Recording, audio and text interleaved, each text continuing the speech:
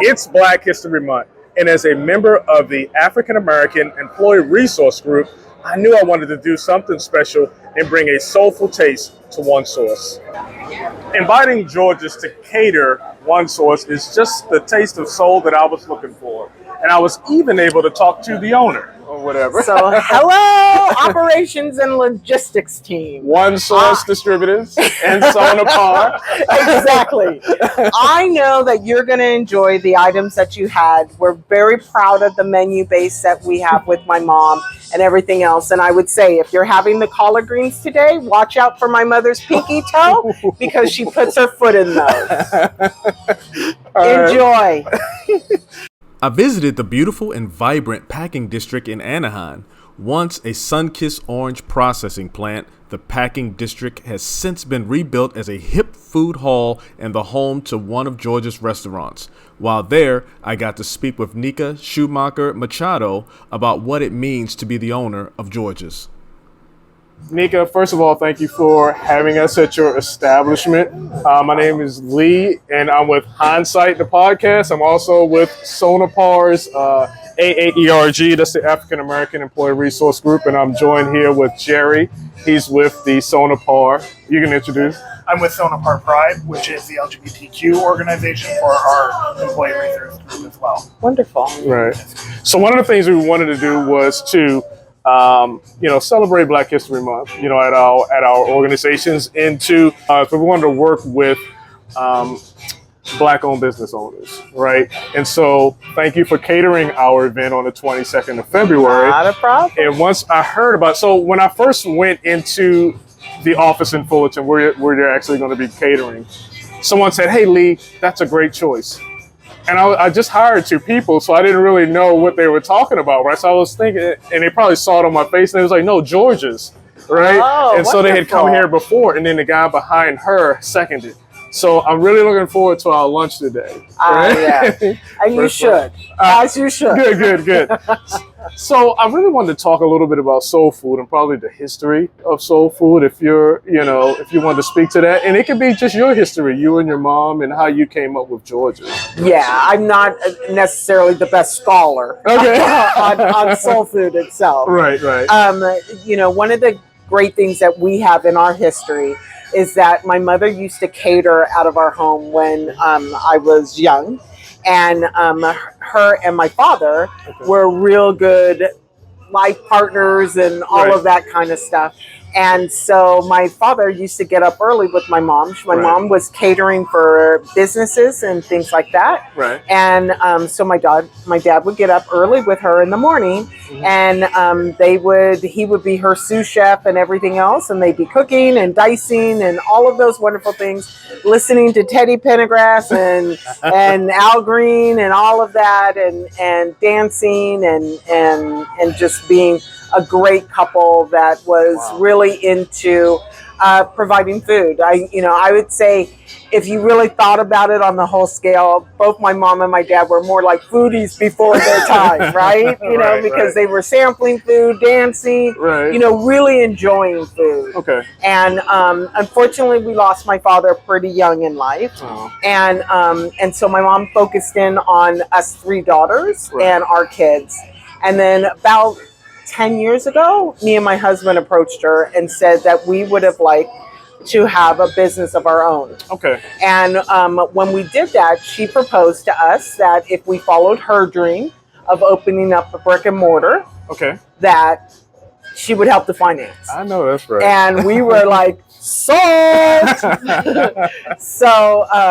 So we decided to embark on that. Okay. And I'll be honest, if people asked us today, would we just still do this? I would tell you that this is a lot of work. Yeah.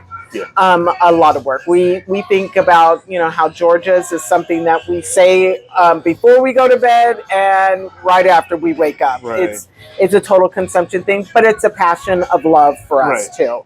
My mother was very good at inspiring me to really take on this journey with her and enjoy. And I had such a great time really getting to know my mom in this process of when I was learning her recipes and things like that. we have a fun story about my mother. She was making her sweet potato pie. And my husband is sitting there diligently writing it down because my mom was still using the palm of her hand to throw in things and all of those stuff. And so my husband is trying to measure and stuff. And he found that he kept on turning his back. She was throwing things in. And my husband had to convince her, you know, that these are your recipes for your restaurant. Please do not cheat us out. So we had a lot of fun with her and everything else like that. And that's really our history. You know, we opened up here in this building in 2014. And in our Long Beach location in 2019. And later this year, we'll be opening up in April in Eastvale. There you go. That was my next question. Well, here's my first question. I hear this all the time, and it's maybe a dumb question, but what is a sous chef? A sous chef is a person that is really a right-hand person to a chef.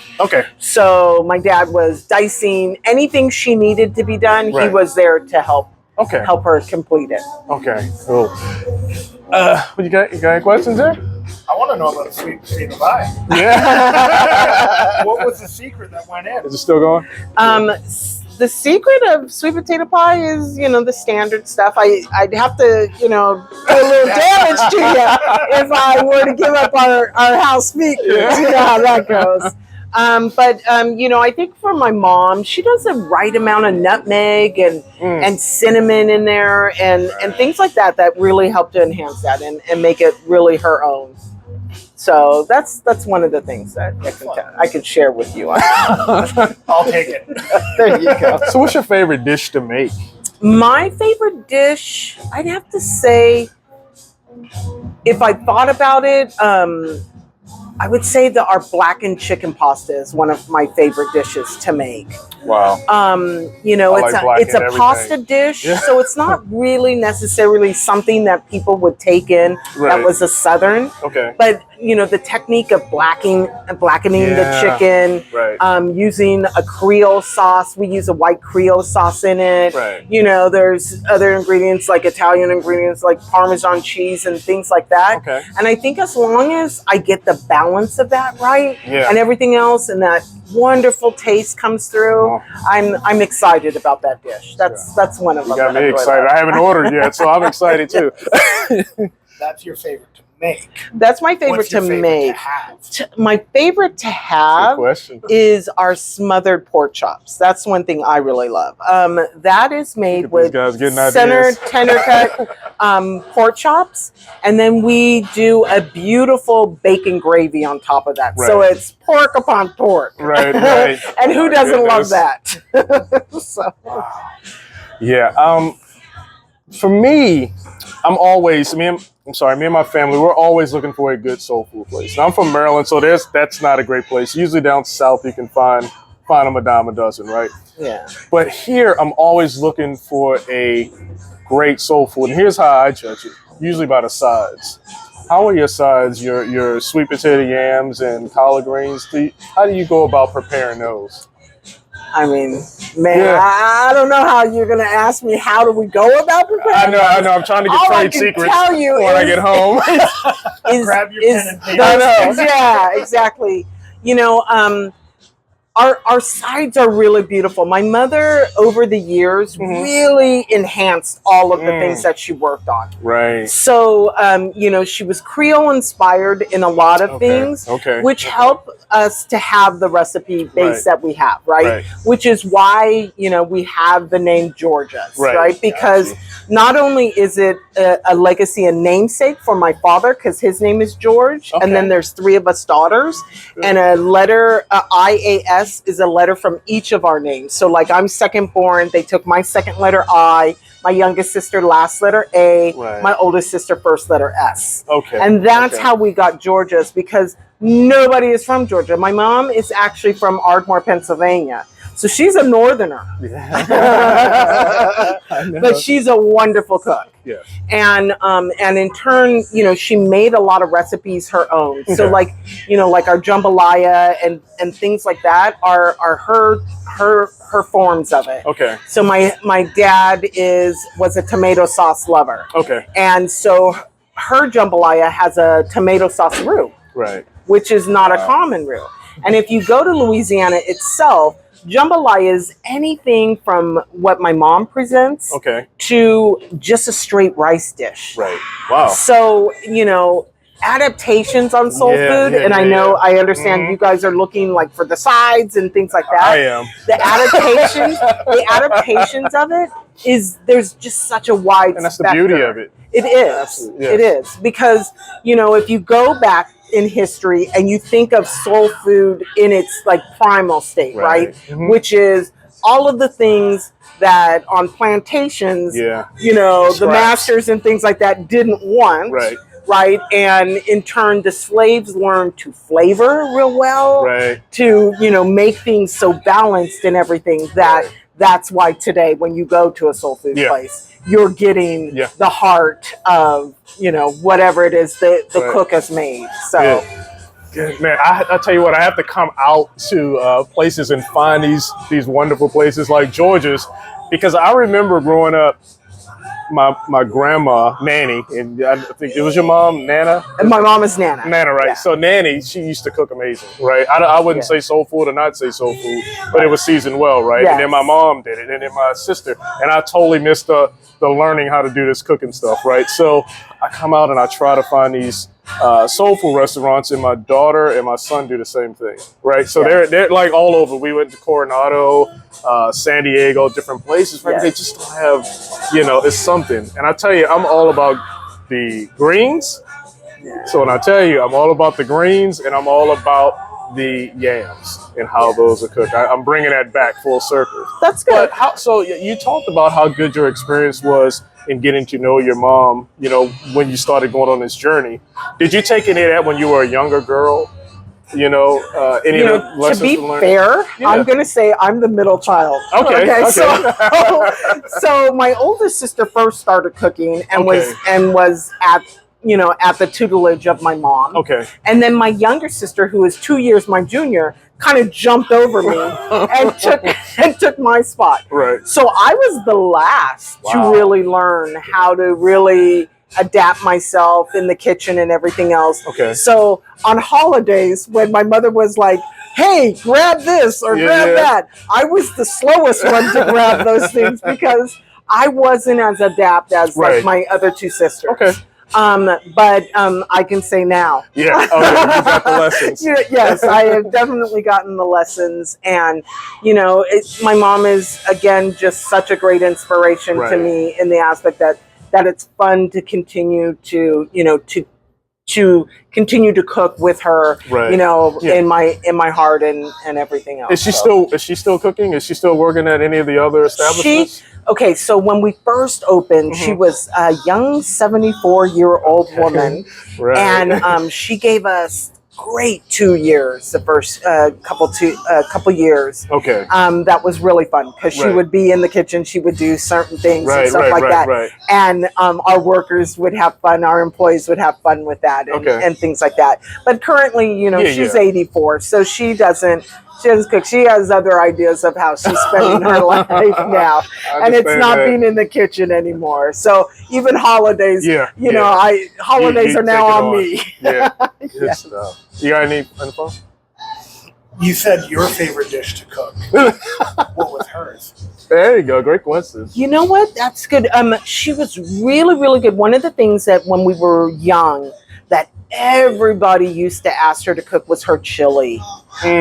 We don't serve her chili in here. We do a second version of her chili. We use a black bean chili here at the restaurant, but she used a chili that had pinto beans and all of this wonderful stuff.